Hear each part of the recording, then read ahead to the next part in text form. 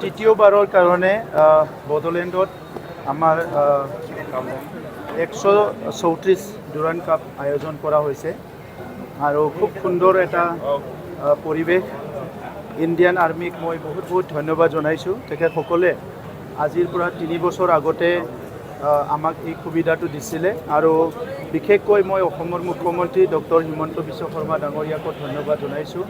যেতিয়া অসমত ডুৰাণ্ড কাপৰ কথা আৰ্মি আহি আলোচনা কৰিছিলে তেতিয়া মুখ্যমন্ত্ৰী ডাঙৰীয়াই মোক কৈছিলে আজিৰ পৰা 3 বছৰ আগত যে কোকৰাঝাৰত ডুৰাণ্ড কাপটো পাতিব পাৰিলে ভাল হয় আৰু কোকৰাঝাৰত যি এটা পৰিৱেশ, এই পৰিৱেশটো যদি সলনি কৰিব লাগে ইয়াত দেশ বিদেশৰ মানুহ আহিব লাগিব আৰু ডুৰাণ্ড কাপটো এছিয়াৰ সবচে পুৰণি এটা টুৰ্ণামেণ্ট। 1888 এইটো আৰম্ভ হৈছিলে আৰু ভাৰতৰ বিভিন্ন অঞ্চলত এই ডুৰাণ্ড কাপটো অনুষ্ঠিত কৰে। কিন্তু বড়োলেণ্ডৰ নিচিনা ঠাইত বা কোকৰাঝাৰৰ নিচিনা ঠাইত তেখেতসকলে যোৱা 3টা বছৰ কণ্টিনিউ আমাৰ তাত ডুৰাণ্ড কাপ আয়োজন কৰিছে। আমি আমাৰ চৰকাৰৰ পৰা যিমান পাৰোঁ ডুৰাণ্ড কাপটো সফলভাৱে আয়োজন কৰাত সহায় কৰিছোঁ আৰু বিশেষকৈ মই আজি বড়োলেণ্ড অঞ্চলৰ ৰাইজক ধন্যবাদ জনাওঁ যে ফুটবলৰ প্ৰতি ৰাইজৰ যি মৰম, ফুটবলৰ প্ৰতি ৰাইজৰ যি আকৰ্ষণ, সেইটো দেখি পেলাই খুব ভাল লাগিছে আৰু আমি ক'ব নোৱাৰা সময়ৰ পৰাই আমি খুব সৰুৰ পৰাই দেখিছোঁ যে গাঁওবিলাকত আগতে ৰবৰ টেঙাৰ পৰা আৰম্ভ কৰি ফুটবলবিলাক মানে খেলিবলৈ আমাৰ শিশুকালৰ পৰা চবেই শিকে। কিন্তু আহি এতিয়া দেখিছোঁ প্ৰত্যেকটো গাঁৱত ফুটবলৰ খেল আমাৰ এই সময়ত এই মানে খৰালিৰ সময়ত বা এনেকুৱা সময়ত আয়োজন কৰে আৰু সেইটোকে দেখি পেলাই এই বছৰ আমি জুন মাহৰ 14 তাৰিখৰ পৰা CM কাপ আৰম্ভ কৰিছিলোঁ আৰু সেই CM কাপটো খুব সফল হৈছে।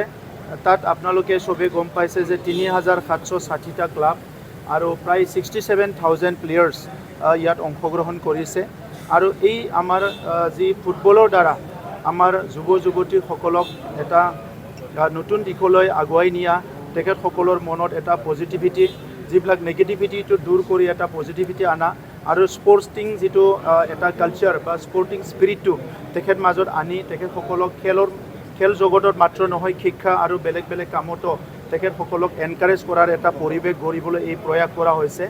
আৰু এই CM কাপটো ভাৰতৰ প্ৰধানমন্ত্ৰী আমাৰ সকলোৰে শ্ৰদ্ধাৰ নৰেন্দ্ৰ মোদী ডাঙৰীয়াই তেখেতৰ মন কী বাতত উল্লেখ কৰি পেলাই আমাৰ সৰু এটা পদক্ষেপটো বহুত ভাৰতবৰ্ষত তেখেতে প্ৰচাৰ কৰিছে। মই তেখেতক ধন্যবাদ জনাইছোঁ আৰু তেখেতৰ মাৰ্গদৰ্শনৰ দ্বাৰাই আজি বড়োলেণ্ডত শান্তি আহিছে। আমি এই শান্তি সদায় স্থায়ী হোৱাটো বিচাৰোঁ। আজি শান্তিৰ নগৰ কোকৰাঝাৰত তৃতীয়বাৰৰ কাৰণে ডুৰাণ্ড কাপ অনুষ্ঠিত কৰিব পৰাটো এইটোৱে কৈছে যে আমাৰ শান্তি স্থায়ীভাৱে আহি গ'ল আৰু অনাগত দিনতো আমি তেনেকুৱা নেশ্যনেল ইণ্টাৰনেশ্যনেল ইভেণ্টবিলাক বড়োলেণ্ডত অনুষ্ঠিত কৰিব লাগিব। তেতিয়াহে আমাৰ যুৱ যুৱতীসকলে এক্সপ'জাৰ পাব, তেখেতসকলে এনকাৰেজমেণ্ট পাব আৰু তেখেতসকলে এটা ভাল এটা পৰিৱেশ পাব য'ত তেখেতসকলে বিশ্ব জয় কৰাৰ এটা সপোন দেখিবলৈ পাৰিব।